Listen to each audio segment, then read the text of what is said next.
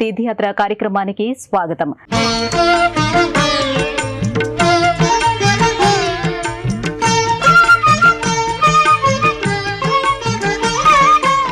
స్వామియే శరణమయ్యప్ప, హరిహరసుతనే శరణమయ్యప్ప.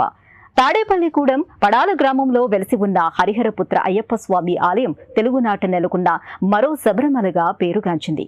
హరిహరసుతుడైన అయ్యప్ప దర్శనం కోసం అయ్యప్ప స్వాములు దీక్షా స్వీకారం, దీక్షా నిర్వహణకు అనుకూలంగా నిర్మించిన మహోదాత్తమైన ఆలయం ఇది.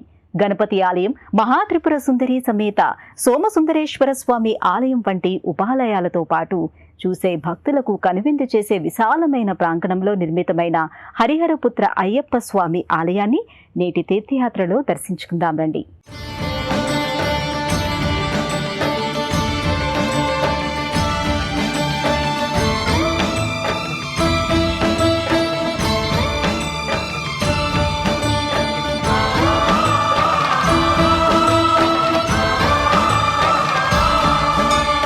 అయ్యప్ప దేవాయ నమః,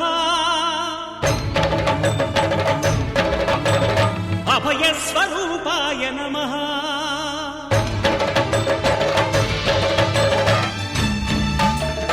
అయ్యప్ప దేవాయ నమః, అభయ స్వరూపాయ నమః, హరిహర సుపుత్రాయ నమః, కరుణా సముద్రాయ నమః.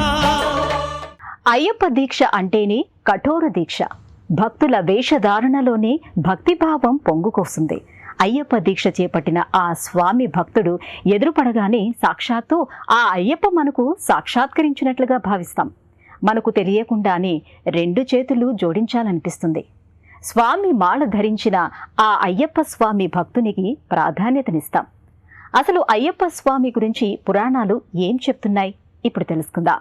అయ్యప్ప స్వామి అవతారం చరిత్రలకు అందని పురాణ కాలానికి చెందినది.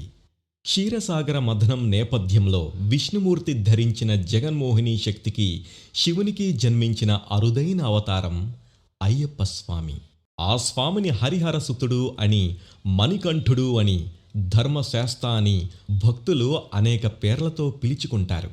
తాడేపల్లిగూడెం పడాల గ్రామంలో వెలసిన హరిహరపుత్ర అయ్యప్ప ఆలయం విశేషాలను, ఆ స్వామి నేపథ్యాన్ని స్మరించుకుందాం.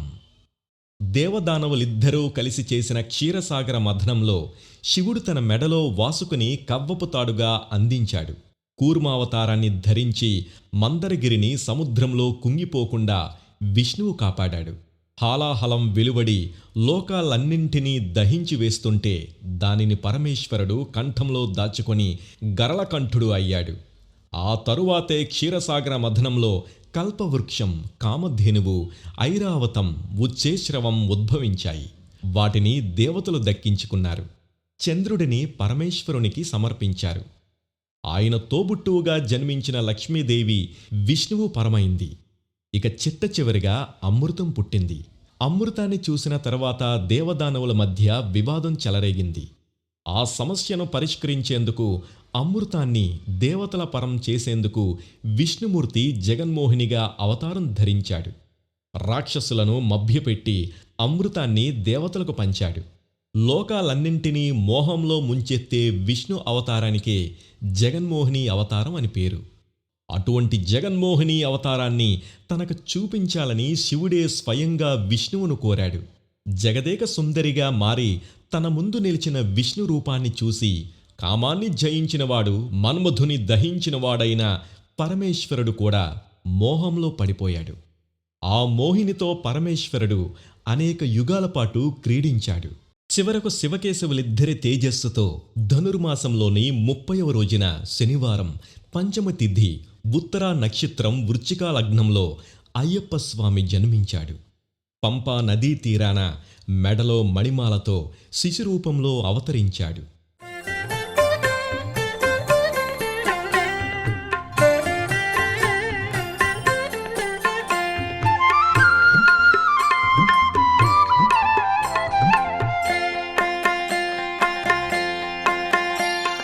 అయ్యప్ప స్వామి అవతారం ఓ కారణ జన్మం. లోక కళ్యాణం కోసం ఆయన ఈ అవతారంలో భూమిపైకి వచ్చాడు. అసలు అయ్యప్పకు ఆ పేరు ఎలా వచ్చింది? మణికంఠుడిగా ఎందుకు పిలుచుకుంటారు? ధర్మశాస్త్ర అనే పేరు ఎందుకు సార్థకమయ్యింది? అయ్యప్ప స్వామి ఆలయ ధ్వజస్తంభం పైన బాణపు చిహ్నం ఎందుకుంటుంది? ఇత్యాది విశేషాలు ఇప్పుడు తెలుసుకుందాం. శివకేశవుల సంగమంతో కలిగిన అయ్యప్ప స్వామికి అనేక పేర్లున్నాయి. దక్షిణ భారతదేశంలో ఈ ఆలయాలు విస్తృతంగా కనిపిస్తూ ఉంటాయి. హరిహరపుత్రుడు అయిన అయ్యప్పకు ఆ ఇద్దరి పేర్లను కలిపి అయ్యప్ప అని పిలుచుకుంటారు. అయ్య అంటే శ్రీ మహావిష్ణువు, అప్ప అంటే శివుడు. ఈ రెండు పేర్ల సంకలనమే అయ్యప్పగా ప్రసిద్ధిగాంచాడు. మెడలో మణితో పందలరాజైన రాజశేఖరునికి అయ్యప్ప స్వామి లభించాడు. అందుకే ఆయనకు మణికంఠుడు అని పేరు వచ్చింది. తన అవతార పరమార్థమైన మహిషిని సంహరించాడు అయ్యప్ప. రాజకుమారునిగా పెరిగిన అయ్యప్ప స్వామి తాను రాజ్య పట్టాభిషేకాన్ని తిరస్కరించాడు. తనకు బాణం వదులుతానని, ఆ బాణం ఎక్కడ పడితే అక్కడ ఒక ఆలయం నిర్మించాలని తండ్రిని కోరాడు. అలా అయ్యప్ప వేసిన బాణం శబరిమలలో పడడంతో అక్కడే ఆలయం నిర్మించారు. అయ్యప్ప ఆలయం ఎక్కడ నిర్మించినా ధ్వజస్తంభానికి ఒక బాణం కనిపిస్తూ ఉంటుంది.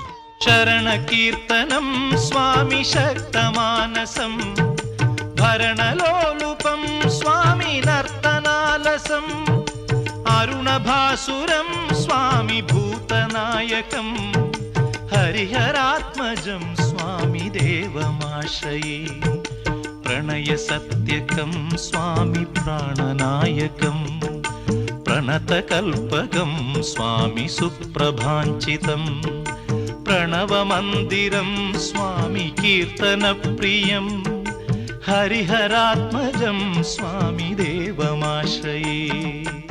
ఈ స్వామి ఎంత భక్తుడంటే భక్తులందరినీ కూడా అతి సులభంగా అనుగ్రహిస్తూ వాళ్ళ యొక్క ధర్మబద్ధమైన కోరికలన్నీ కూడా నెరవేరుస్తున్నారు. ఈ స్వామికి ఎల్లవేళలా కూడా ప్రాతకాల అభిషేకాలు, అలాగే భక్తులందరి చేత కూడా పుష్పార్చనలు జరగబడుతూ ఉంటాయి. ఈ ఆలయంలో ఉన్న విశిష్టత ఏమిటంటే, కేరళకు సంబంధించినంత వరకు శబరిగిరీశుడి ఆలయం తర్వాత ఈ తాడేపల్లిగూడెం పడాల గ్రామంలో వేయించేసి ఉన్న హరిహరపుత్ర అయ్యప్ప ఆలయంలో 10 మెట్టాంబడి అంటే ఆ 18 మెట్లు కూడా ఏకశిలా రూపంగా నిర్మింపబడ్డవి. మనకి ఈ 18 మెట్లు ఇక్కడ తాడేపల్లిగూడెంలో వేయించేసి ఉన్న అయ్యప్ప ఆలయంలో తర్వాత ఇంకెక్కడా కూడా లేవు అటువంటివి. కలియుగ మానవులు పాటించాల్సిన ధర్మాలెన్నో చెప్పిన అయ్యప్పను ధర్మశాస్త్రగా పరశురాముడే అభిషేకించాడని చెబుతారు. అయ్యప్ప స్వామి ధర్మ ప్రవర్తన, ధర్మనిష్ట లోకానికి ఆశ్చర్యాన్ని కలిగించింది. తన భక్తులు ఏ ఏ ధర్మాలను పాటించాలో, ఏ నియమనిష్టలతో ఉండాలో కొన్ని మార్గదర్శక సూత్రాలను ప్రతిపాదించాడు. అయ్యప్ప సూచించిన ఆ సూత్రాల ప్రకారమే అయ్యప్ప స్వాములు మండల దీక్షలు పాటిస్తారు.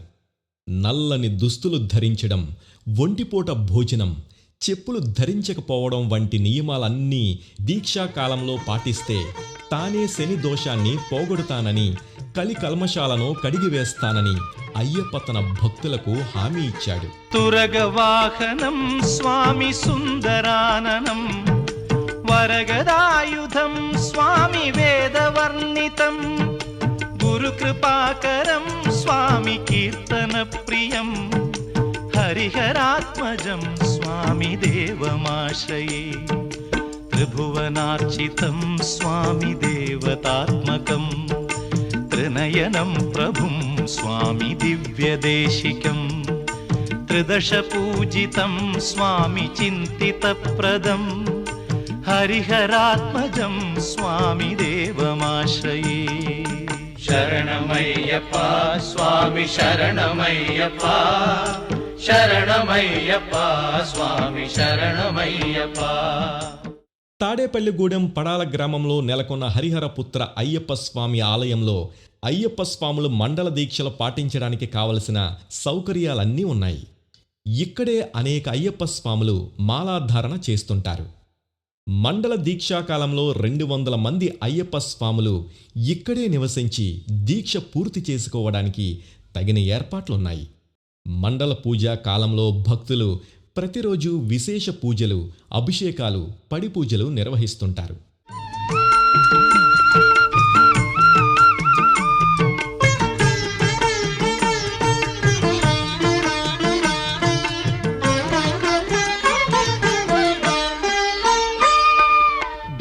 భయాపహం స్వామి భావుకావహం భువనమోహనం స్వామి భూతిభూషణం ధవళవాహనం స్వామి దివ్యవారణం హరిహరాత్మజం స్వామి దేవమాశ్రయే. తాడేపల్లిగూడెం పడాల గ్రామంలో వెలిసిన హరిహరపుత్ర అయ్యప్ప స్వామి ఆలయంలో పడి పూజలు ప్రత్యేకంగా నిర్వహిస్తూ ఉంటారు. అయ్యప్ప స్వామి ఆలయంలో కనిపించే పదునెట్టాంబడి అంటే 18 మెట్లను ఏకశిలలో నిర్మించారు. ఈ విధంగా ఏకశిలలో పదునెట్టాంబడి ఆలయం తెలుగునాట మరొకటి లేదంటారు. ఈ ఆలయంలో నిర్వహించే పడి పూజకు విరివిగా భక్తులు హాజరై స్వామిని సేవించుకుంటారు. ఎంతో కనువిందు కలిగించే ఈ కార్యక్రమాన్ని తిలకించడానికి దూర ప్రాంతాల నుంచి కూడా వస్తూ ఉంటారు. అసలు ఆ 18 మెట్ల విశిష్టత ఏమిటో సవివరంగా తెలుసుకుని తరిద్దాం. ఈ మెట్లను అష్టాదశ గిరులుగా, అష్టాదశ దేవతలుగా అయ్యప్ప స్వామి వదిలి వెళ్లిన ఒక్కో మెట్టుకు ఒక్కో ఆయుధంగా విశ్వసిస్తారు. శబరిమల ఆలయంలో ప్రవేశించేందుకు పదునెట్టాంబడి అని పిలిచే 18 మెట్లు సోపాన మార్గం ఉంది. ఈ 18 మెట్లను పరశురాముడే స్వయంగా నిర్మించినట్లు చెబుతారు. అత్యంత పవిత్రమైన 18 మెట్లను అధిరోహించే భక్తులు తమలోని 18 మయోపాయాలను త్యజించాలని ఇవి సూచిస్తున్నాయి. కామం, క్రోధం, లోభం, మోహం, మదం, మాత్సర్యం, దర్పం, అహంకారం అనే అష్టానురాగాలు, కన్ను, చెవి, ముక్కు, నోరు, చర్మం అనే పంచేంద్రియాలు, సత్వ, రజో, తమో అనే 3 గుణాలు, విద్య, అవిద్య అనే 2 సంస్కారాలకు ఈ 18 మెట్లు నిదర్శనం. ఈ 18 మెట్లకు పేర్లు కూడా ఉన్నాయి. అణిమ, లఖిమ, మహిమ, ఈశత్వ, వసత్వ, ప్రాకామ్య, బుద్ధి, ఇచ్ఛ, ప్రాప్తి, సర్వకామ, సర్వసంపత్కర, సర్వప్రియకర, సర్వమంగళకర, సర్వదుఃఖ విమోచన, సర్వమృత్యు ప్రశమన, సర్వవిఘ్న నివారణ, సర్వాంగ సుందర, సర్వ సౌభాగ్యదాయక అనేవి 18 మెట్లకు పేర్లు. ఈ 18 మెట్లను అష్టాదశ దేవతలుగా చెప్పుకుంటారు. అయ్యప్ప దీక్ష చేసే స్వాములు 18 మెట్లను ఏర్పాటు చేసుకుని అయ్యప్ప పూజ చేస్తుంటారు. దీనినే పడి పూజ అని అంటారు. అందుకే దీనిని 2వ శబరిమలగా పిలుస్తారు. ఈ ఆలయంలో నిర్వహించే పడి పూజకు వందలాది భక్తులు వస్తుంటారు. ఇక్కడ చాలా మహత్వ గలటువంటిది. కారణం 18 మెట్లు ఏకశిలతో నిర్మించడం వల్ల ఈ చుట్టుపక్కల గ్రామ ప్రజలందరూ కూడా ఇక్కడికి వస్తూ ఉంటారు, ఇరుముళ్ళు ఇస్తూ ఉంటారు. ఇక్కడ నిత్యము 200 మంది స్వాములు కింద హాలులో విశ్రాంతి తీసుకోవడానికి, ఉదయం సాయంత్రం పూజలు చేసుకోవడానికి వాళ్ళకి చాలా సదుపాయం కల్పిస్తున్నాం, ఇక్కడ కల్పించడం జరిగింది. తాడేపల్లిగూడెం పడాల గ్రామంలో వెలసిన హరిహరపుత్ర అయ్యప్ప స్వామి ఆలయంలో స్వామికి శబరిమల ఆలయ ఆధారంగానే నిత్య పూజలు నిర్వహిస్తారు. శబరిమలలో మకర సంక్రాంతి రోజునే మకర జ్యోతి దర్శనమిస్తోంది.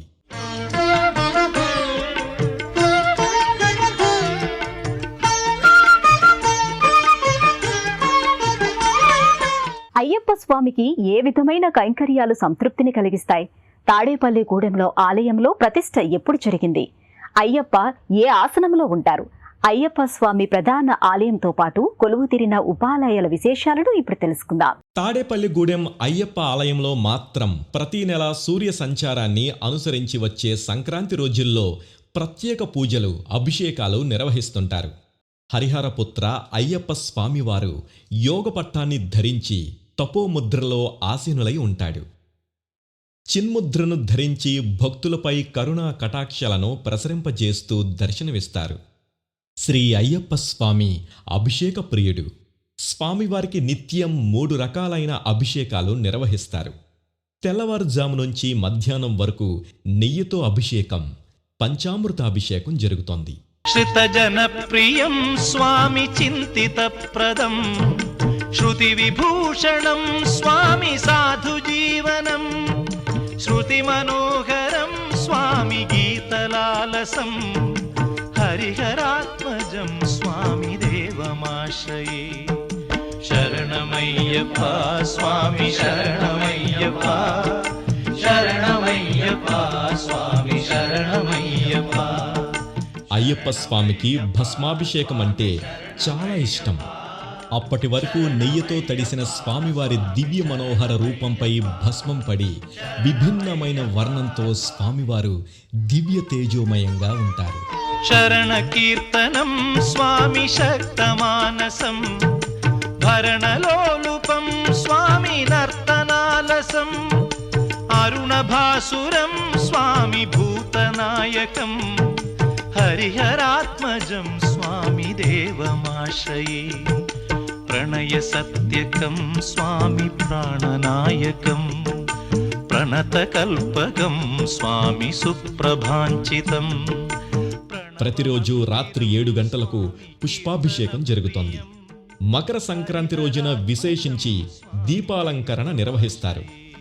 భక్తులందరి చేత స్వామి వైభవంగా పూజలందుకుంటాడు. శరణమయ్యప్ప స్వామి శరణమయ్యప్ప.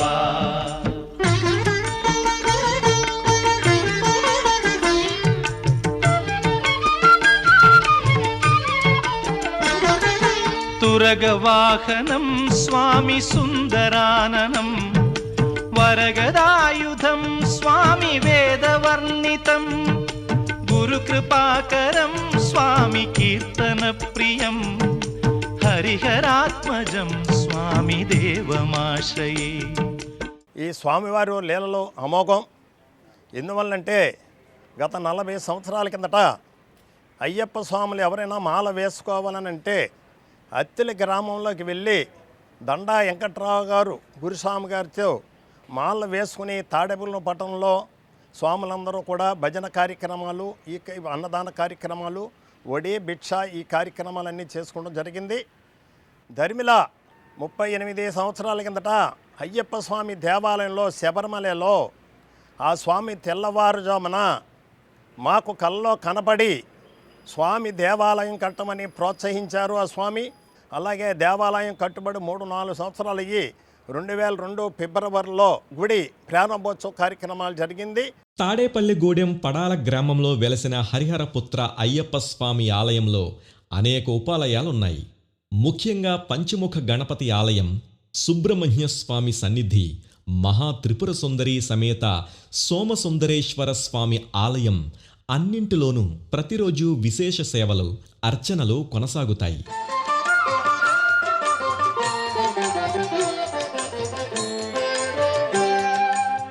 ఆలయంలో పంచముఖ గణపతి సన్నిధి దర్శనమిస్తోంది. ఈ స్వామికి ప్రతిరోజు విశేష అభిషేకాలు, అర్చనలు నేత్రపర్వంగా కొనసాగుతాయి. ప్రతిరోజు లక్ష్మీ గణపతి హోమం నిర్వహిస్తారు. గణనాథ జయ గణనాథ సిద్ధి వినాయక బుద్ధి ప్రదాయక, శ్రీ గణనాథ జయ గణనాథ సిద్ధి వినాయక బుద్ధి ప్రదాయక. వల్లి దేవసేన సమేత సుబ్రహ్మణ్య స్వామి ఆలయం అయ్యప్ప భక్తులకు అత్యంత ప్రీతిపాత్రమైనది. ప్రతి నెల కృత్తికా నక్షత్రం రోజున సుబ్రహ్మణ్య స్వామికి విశేష అర్చనలు జరుగుతాయి. ఈ స్వామిని సేవిస్తే ఆయురారోగ్యాలు కలుగుతాయి. సంతానం కోరే దంపతులు సుబ్రహ్మణ్య స్వామిని ఆరాధిస్తారు.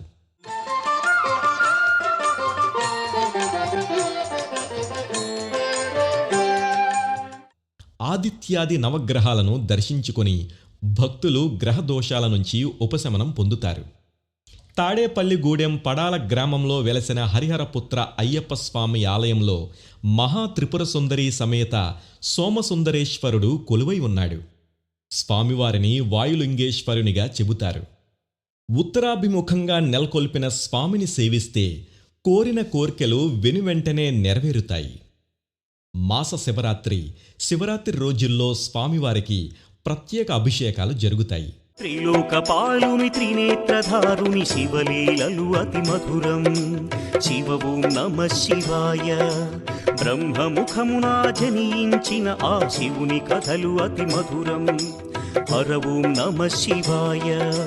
శివ ఓం నమ శివాయ, హర ఓం నమ శివాయ, హర ఓం నమ శివాయ, శివ ఓం నమ శివాయ. మహా త్రిపుర సుందరీ దేవి శ్రీయంత్ర సహితంగా దర్శనమిస్తోంది. దసరా రోజుల్లో అమ్మవారికి విశేష అలంకరణలు, కుంకుమార్చనలు కొనసాగుతాయి. సంద్రమందు పుట్టి వైకుంఠమున మెట్టి వేల కాంతులీను తల్లి నీకు మంగళం.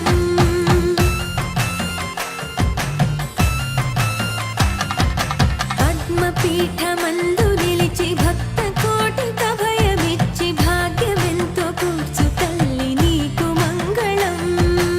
తాడేపల్లిగూడెం పడాల గ్రామంలో వెలసిన హరిహరపుత్ర అయ్యప్ప స్వామి సన్నిధిలో మాలికాపురుత్తమ్మ ఆలయం కూడా భక్తులకు అవశ్యం దర్శనీయమైనది.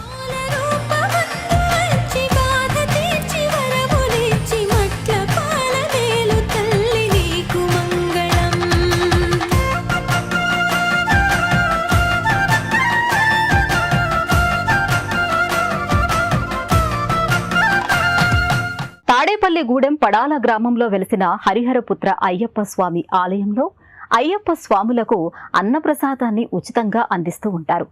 అయ్యప్ప స్వామి దీక్షను చేపట్టిన భక్తులకు సేవ చేస్తే ఆ స్వామికి చేసినట్లుగా తరతరాలుగా చెబుతూ ఉంటారని, అందుకే దీక్షను ఆచరిస్తున్న స్వాములకు సౌకర్యాలు కల్పిస్తున్నట్లు ఆలయ నిర్వాహకులు అంటున్నారు.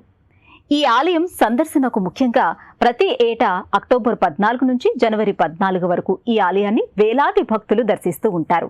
అయ్యప్ప స్వాములు ఈ ఆలయంలో మాలాధారణ చేస్తుంటారు. స్వామికి తులాభారం వంటి మొక్కులు చెల్లించే భక్తులతో ఏడాది పొడవునా ఈ ఆలయం కిటకిటలాడుతూ ఉంటుంది. ఈ ఆలయం ఉదయం 5:30 వరకు తెరుస్తారు. మధ్యాహ్నం 12:30 వరకు ఉంటుంది. ఆ తరువాత సాయంత్రం 5 గంటల నుంచి రాత్రి 8:45 వరకు దర్శించుకోవచ్చు. తాడేపల్లిగూడెం పడాల గ్రామంలోని శ్రీ అయ్యప్ప స్వామి ఆలయానికి చేరుకోవాలంటే రాజమహేంద్రవరం నుంచి సుమారుగా 45 కిలోమీటర్లు అంటే సుమారు 1 గంట ప్రయాణించాల్సి ఉంటుంది. పశ్చిమ గోదావరి జిల్లా పడాల గ్రామంలోని శ్రీ అయ్యప్ప స్వామి ఆలయాన్ని దర్శించుకున్నాం కదా. మరో ఆలయ విశేషాలతో తీర్థయాత్ర కార్యక్రమంలో మళ్ళీ కలుసుకుందాం. నమస్కారం.